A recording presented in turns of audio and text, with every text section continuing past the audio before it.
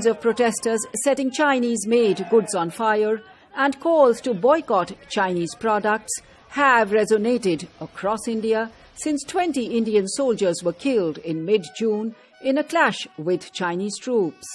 In its strongest retaliation against Beijing, the New Delhi government has banned 59 mostly Chinese apps, such as the hugely popular TikTok. The move will hurt the access of Chinese companies to millions of young Indians. A prominent Indian traders organization has called on shops to replace a range of Chinese goods on their shelves over the next 18 months. Within this time frame, we have set a target of reducing the imports from China to the extent of $13 billion.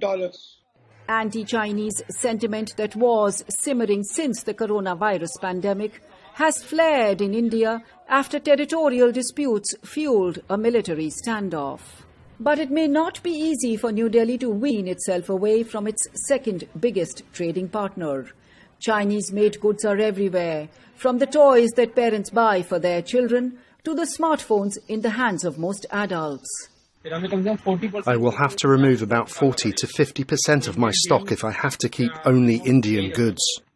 India's biggest industries, such as automobiles, electronics and pharmaceuticals, also depend heavily on Chinese components. Analysts say finding alternate suppliers would be a struggle.